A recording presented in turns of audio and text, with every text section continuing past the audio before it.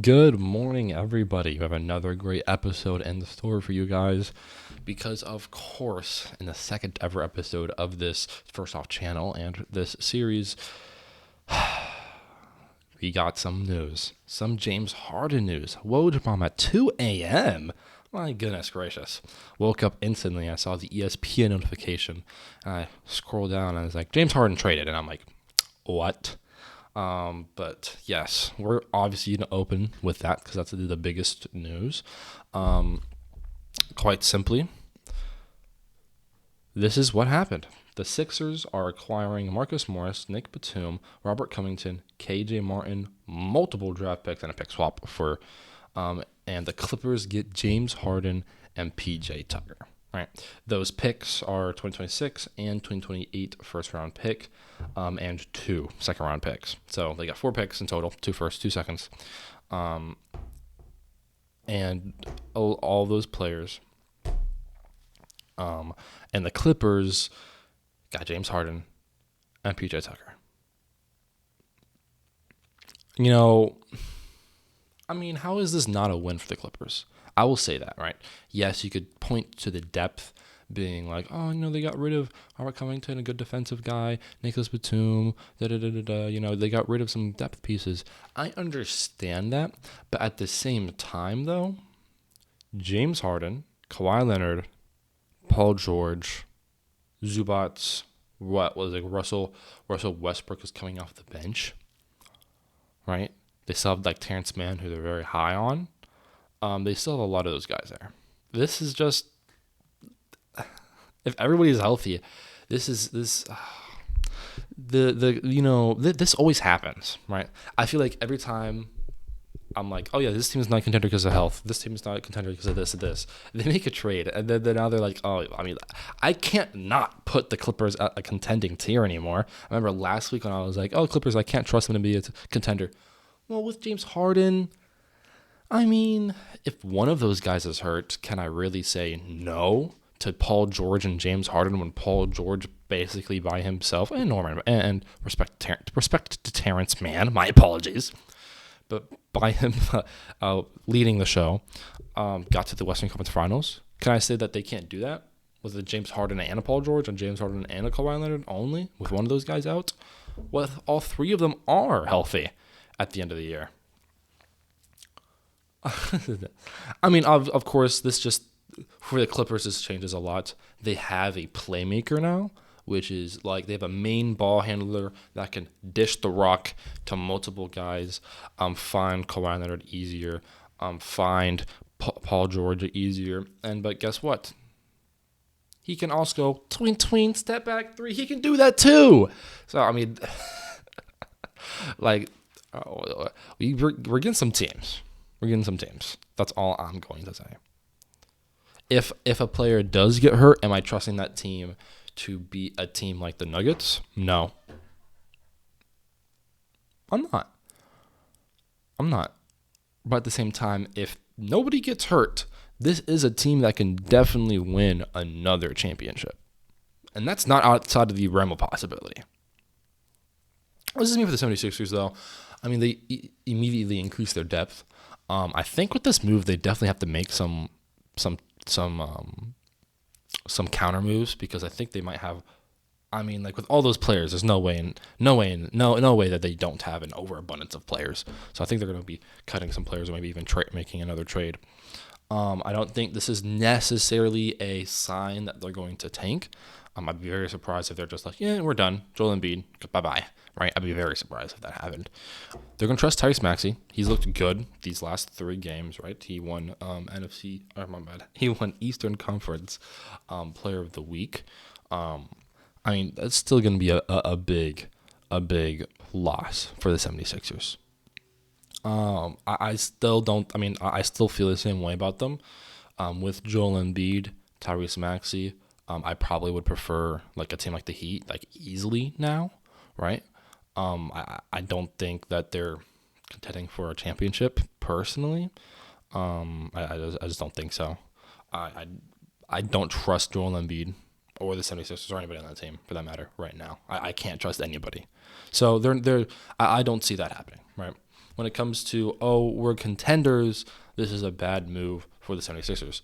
But when it comes to long term, this is kind of a good move for the 76ers because, I mean, they get draft capital, a couple of contracts go out, a player with bad energy goes out and leaves.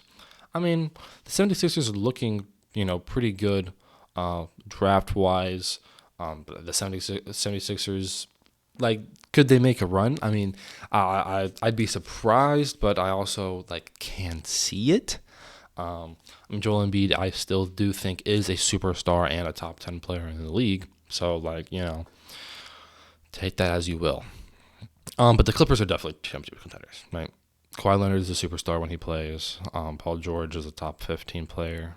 James Harden, top 15, top 20 range. Anyways, if one of those guys get hurt, James Harden is having a bad playoff series, definitely can see them losing. But I can definitely see them winning also. It's not like I can see the Clippers winning a championship this year. Maybe, I don't know, maybe this year we'll actually finally get the Western Conference Finals of Battle of Los Angeles. I think that'd be really, really cool. Don't think that's going to happen, though. I still think Denver is the best team in the West, even after this trade. I feel more confident in Denver after this trade.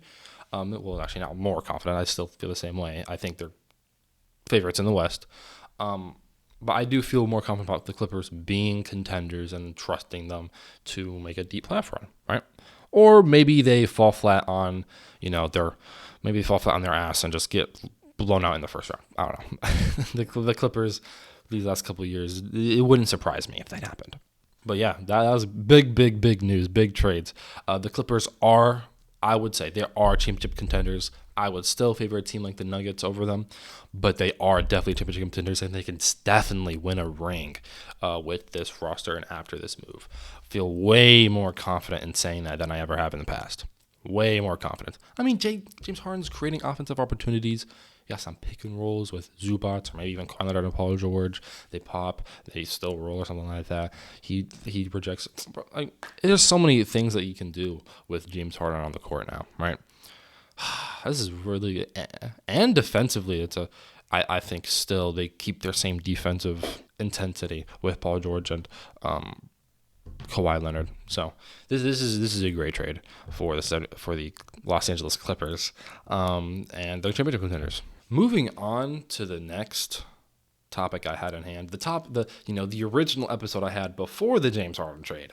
A week of basketball has passed, right? It's officially been a week, and obviously, a lot can change in 78 more games or so, but there's still a lot that we can learn, right?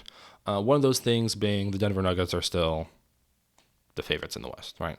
In fact, I would argue that they're the favorites in just the entire NBA for winning the finals.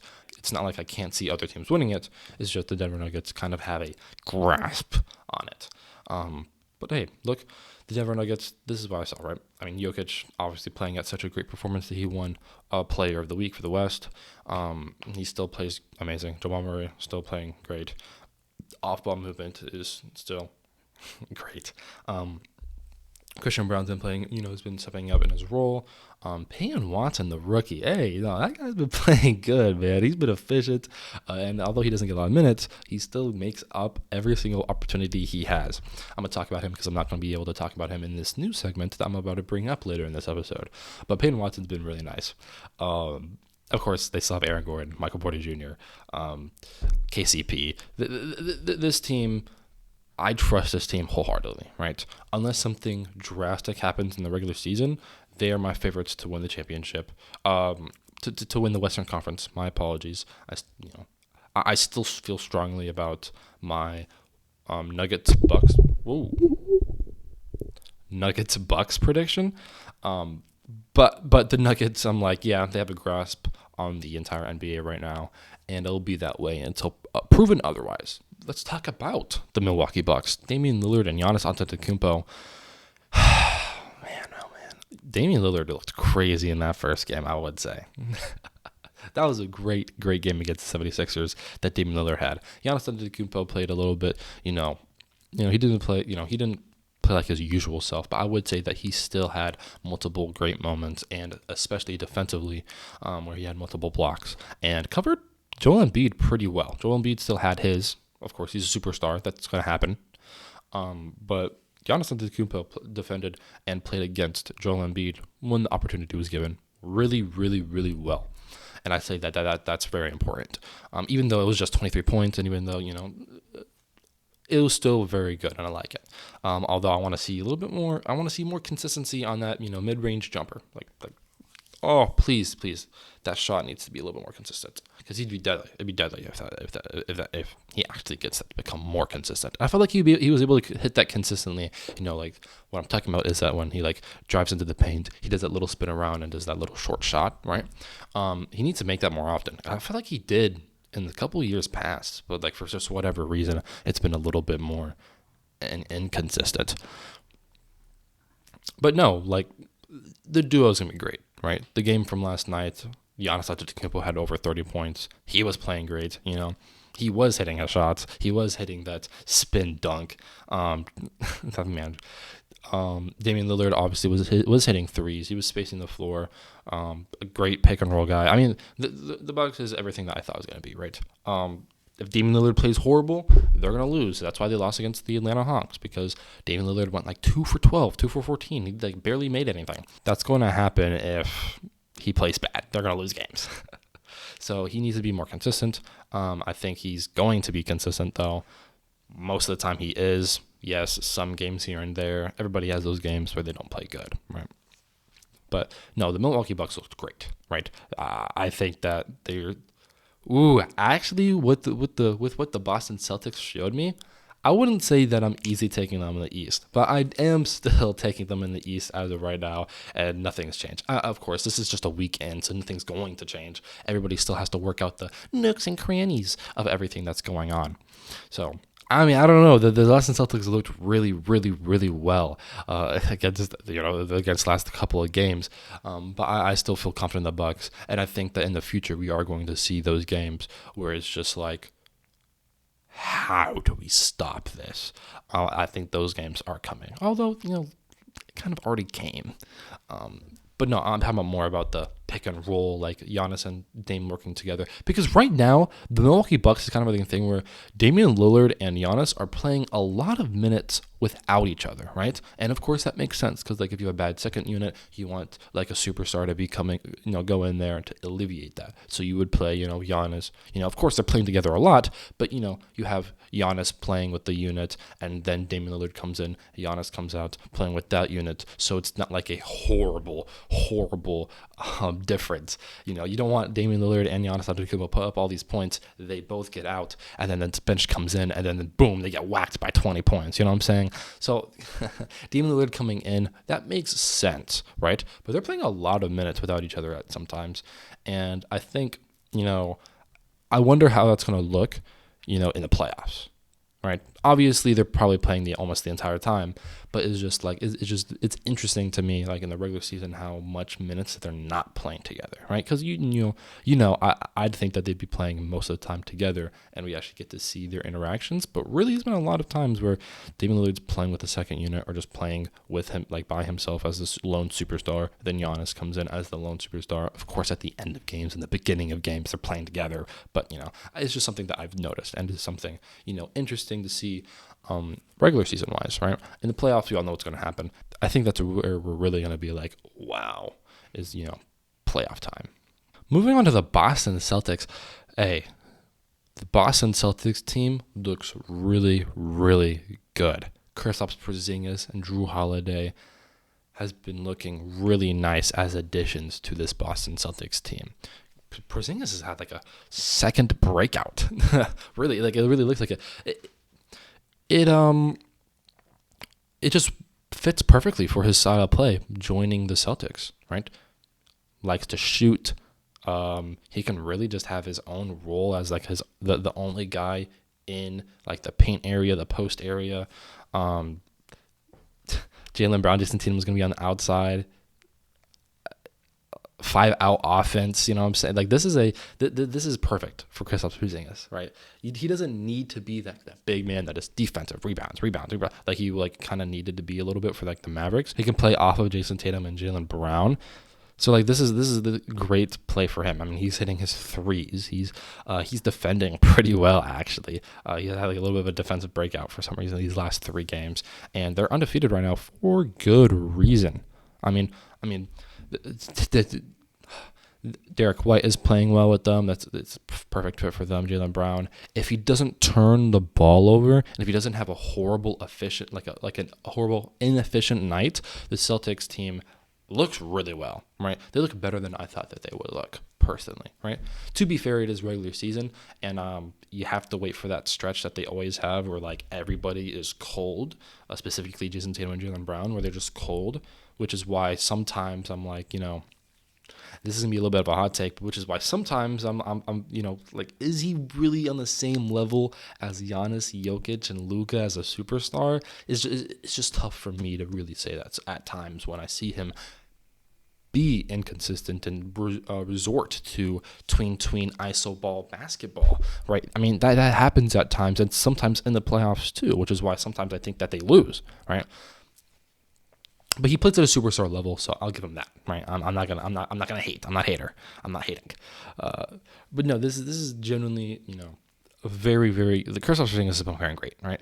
This is one of the performances where I've been like really impressed with. I thought he's genuinely playing at the same level as Jaylen Brown and Jason Tatum these last 3 games, right? Now, are we going to see if that's consistent? Yeah, we are going to see if that's consistent. I don't know if it is.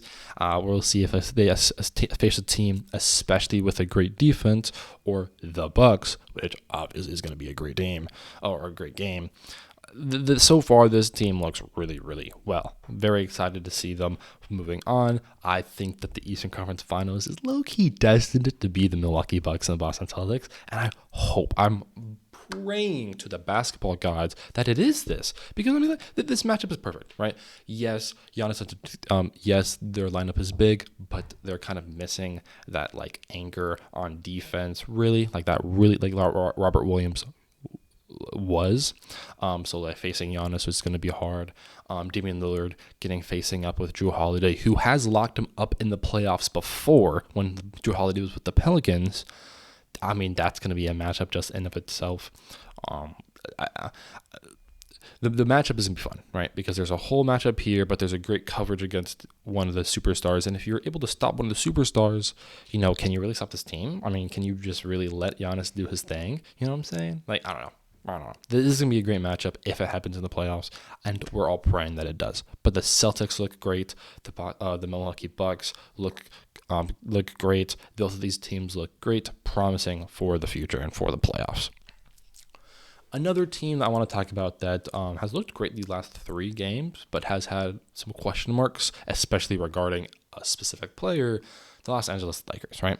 Now, Anthony Davis is playing great these last couple of games, getting his blocks, getting his rebounds, shooting well, being efficient, all those things, right? But the problem is, I don't know if it's just maybe the Nuggets are his kryptonite for some reason, right? But the problem is that he's inconsistent. There are going to be days where he just doesn't play well, right? He's not hitting his shots. He's playing aggressive, but nothing's falling, right? Nothing's falling. He's probably taking maybe too many outside shots and not focusing so much in on the paint, or maybe he's just simply getting clamped up by another player, or getting scored on by like a player like Jokic, right? But his inconsistencies worries me, and we can't have LeBron James being the catalyst, being the anchor of this entire team. The Lakers are going to lose if that happens. They are. They're going to lose if that happens. The man is almost 40. He's almost 40. He can't keep doing this by himself, Oh, my goodness.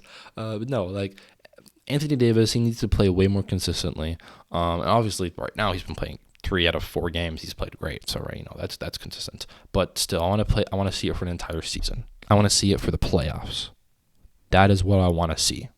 I want to see those things happen. I don't want to see a freaking 40 million-year-old LeBron James, the oldest player in the NBA, carrying this team on his gosh darn grandpa back. I don't want to see that anymore. No one wants to see that. We want to see Anthony Davis, he can play at a superstar level. Anthony Davis be the number one guy on this team. That is what I want to see. That is what everybody wants to see. So give it to us. Give it to us. I don't even want to talk if he gets injured. Oh, dude. Oh, I'd be so mad because I want to see AD when he's playing is very entertaining to watch, right? And when he's on, obviously, is very entertaining to watch. Also, I want to point out that it goes a little bit more deeper than just, Anthony Davis playing good or bad, right? Yes, it's the main issue, right? Because LeBron James is consistent and injuries. But I also want to see better guard play, better perimeter play, better, and perimeter defense, perimeter offense, perimeter defense. I want to see better three-point shooting. I need to see more of that, right? So obviously we look towards the guards because those are the guys, who, most of the guys that he brought in are guards who can shoot threes, right? Like, for example, Gabe Vincent. And he's not been playing very well these last 4 games. So if we can see a better production from him, that will be important. D'Angelo Russell, he just had a really good game, 28 points last night. If he can do that night in and night out, obviously not 28, but just playing consistently, seeing that happen is great, right? Seeing that happen, I want to see that happen more often, and I'd be way more confident in the Los Angeles Lakers in the playoffs if that does happen, right? Although we all know what D'Lo's going to do in the playoffs. But yeah, those Los Angeles Lakers. It's really the same thing. If he's playing well, Anthony Davis is playing well, and LeBron James, they have a chance to win the championship. If they get hurt, if Anthony Davis is just not playing well, they're not going to win a championship. And now we have a team out in the Clippers with James Harden, Paul George, and Kawhi Leonard. Now they have to deal with that. So, yeah. I mean, the Western Conference is going to be fun to watch this year. Those teams are going to be fun to watch this year, man. Man, the Suns, the Lakers, the Clippers, and the Nuggets, it's going to be so much fun to watch. And I know Steph is like hurting. He's like, oh my God, another star on that team. It's going to be hard for the Warriors. Just a little side note.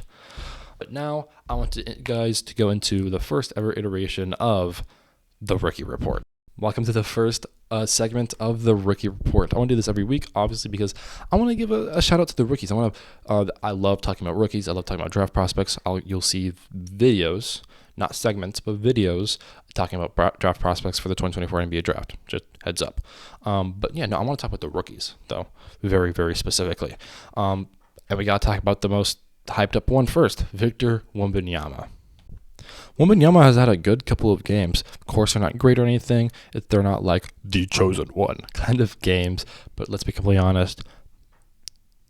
Every rookie, LeBron James had games where he didn't play like the chosen one in his rookie year. So, right. But no, the first 2 games specifically against the Rockets and the Mavericks showed a lot of promise. Well, even the game against the Clippers, but that was easily his worst game. But I want to highlight those 2 games because in the fourth quarter he really lit it up, right? Getting the ball in the basket and with lobs and stuff like that, handling and ones. He looked pretty well, like NBA physicality-wise. It looks like he's able to score, especially because he has that shot, right? That shot is fluid, man. It's nice. Got that nice stroke, man. I mean, he makes a lot of threes, stuff like that. But he's able to take NBA physicality, right? That's one thing that I will say that I've saw, right? There are a couple of more things I want to talk about with him when it talks about the things that I need to see more. Obviously, you want to see more consistency with that 3-point shot, with just the outside shot in general, just everything, right? You want to see more consistency in that, and you also want to see a little bit more consistency with him, like in the post, right? Working in the post, back against a player, or even just right there in front of a player contested, and and then shoot over them, and maybe even be able to lay it up, floater, stuff like that, right? You want to see that kind of stuff a little bit more from Victor Wembanyama. But what I really want him to work on, obviously, handling needs to get a little bit more better. A couple of times where players are able to snatch that away from him. I want to see him chill out a little bit on the fouls, right? He's been a little bit more physical with the fouls, so he bumps into people lately. He needs to learn to ease up on that end, right? He's been very physical defensively. So when that happens, of course, he's going to get more fouls called. He jumps a lot on defense. That's what I will say. He's great defensively. With that length, how can you not be, right? He also has good awareness. He knows where to help, stuff like that, right? But the thing that I need to see more of is him, he's like a freaking he just jumps. He jumps at everything, right? Guy shoots, he jumps, and then he's able to drive a little bit more. And he might not be able to create to be able to get that shot off, but he's able to pass it and find somebody open who will get the shot off. You know what I'm saying, right? Victor Wembanyama jumps a lot on defense, and that kind of he's not like somebody who can jump and then just right. He doesn't do that. He jumps, and then it might take him a second or two, which his length makes up for it. But at the same time, that creates that is able to create opportunities to score against Victor Wembanyama. So he needs to learn when to not jump, because sometimes he doesn't even need to jump. Just do this. You look like you have freaking Michael Jordan Space Jam extendo arms. Do this. That's all you need to do. So he just needs to do that and just focus on actually keeping up with the player body wise, right? If you can do that, then dude, you're going to win Defensive Player of the Year if you do that. like how can somebody score against you? They can't. So yeah, right. Obviously he's been tested at, and he's been played very well against because he's still a rookie against some of these players. But he's also played very well in fourth quarter minutes. I love to see that. But yeah, Victor Wembanyama has been playing great. Obviously, you want to see a little bit more consistency out of him. But he's a rookie, and he's going to get time to do it. And he's already been very impressive with the few games that we have seen from him. Next player I want to talk about is the second pick, Brandon Miller, who I would say has been playing probably the best, at least the most efficient, right? 15 points a game. He is hitting at 45% from 5 threes a game, 50% just regular field goal percentage. He's playing, he's being efficient on and everything inside the arc as well. Good passer. The thing that I love about Brandon Miller the most is how he cuts on the baseline, man. He's just chilling right there on the baseline, right? And you might have a defender there, just to check him when he shoots the three. But that guy is running towards the basket when somebody drives in like LaMelo Ball or Terry Rozier or something like that. And he's cutting in the basket, and he's gonna be open, man. They're gonna find him open on the baseline cut. And that's my favorite part about Brandon Miller right now when I watched him play. Just that baseline cut, right? I think he's been playing the best this week, and he's I believe, if I'm not wrong, he's the first rookie to have more than 20 points this season. Brandon Miller's been playing great. He's been especially playing great against his the person everybody was comparing him to. Like, was he going to be draft him or Brandon Miller? Scoot Henderson. Scoot Henderson has not been playing well. The first thing that stands out to me immediately is that when he attacks the rim, sometimes, to be fair, he's played against guys like Joel Embiid in the paint, Kawhi Leonard guarding him, Paul George guarding him, Zubac. He's been playing against big defensive guys, right, and wings and centers. He's also just struggling against bigger players, right? He throws a pass, guy is able to just snatch it up in the air. A lot of turnovers, 4 turnovers per game. That's not good. 4 personal fouls. That's also not good. He's not getting it done in the rack, and his outside shot is not even close to what his actual attacking the rim and driving game is like, right? So that's not going to fall. 33% and 8% from 3. That's not good. That's horrible, right? 7 points per game. The assists are decent. You just want to see more from that. The shot's obviously not falling, like I said before. Scoot Henderson's playing very bad, but it is just 3 games. And let me emphasize, Scoot Henderson can have a bad year for the rest of the year. It is his rookie year. So let's chill out. You can have concerns, but don't call him a bust yet, because there's been players who play bad and then come out next year, and the year after that, or whatever, and then they play good. So he's not a bust yet, guys. Calm down. Calm down. But there are some concerns to have if he continues to play like this game after game and after game. Another guy I want to talk about who is technically a rookie, and he's going to be the last rookie we talk about today. I'll mention others. Chet Holmgren is playing great. right? He's playing very efficiently right now, shooting from three very well. Of course, low volume, but he's shooting from three very well. 7 blocks in one game. Crazy game. But it was a great game nonetheless, right?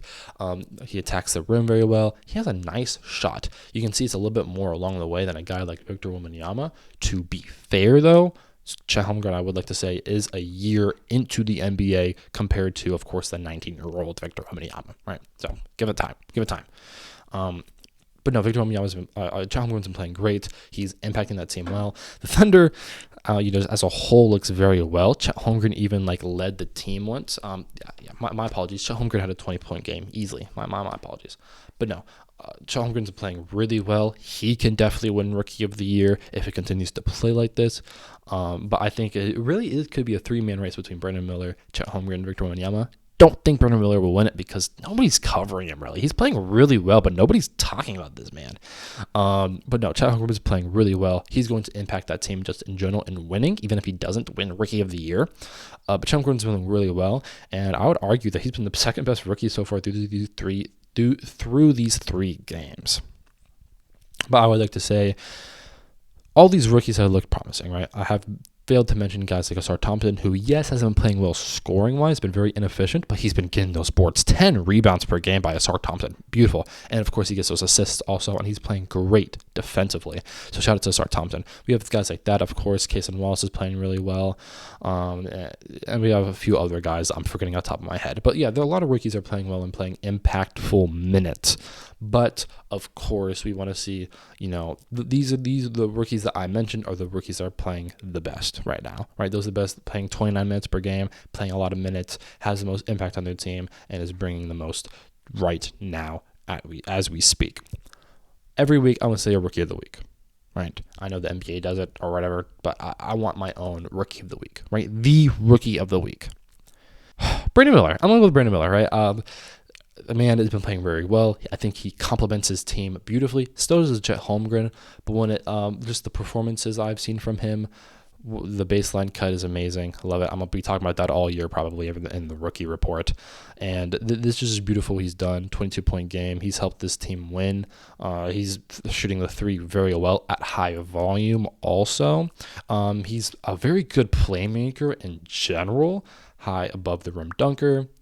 Brandon Miller has been playing very well these last 3 games. I think I would take him as my player or rookie of the week. Thank you guys so much. Let me know what you guys think in the comments below of this segment of the rookie of the rookie report, and let me know who you guys think was the rookie of the week if you guys disagree with me, and let me know other rookies I didn't mention that you would want to talk about in the comment section below.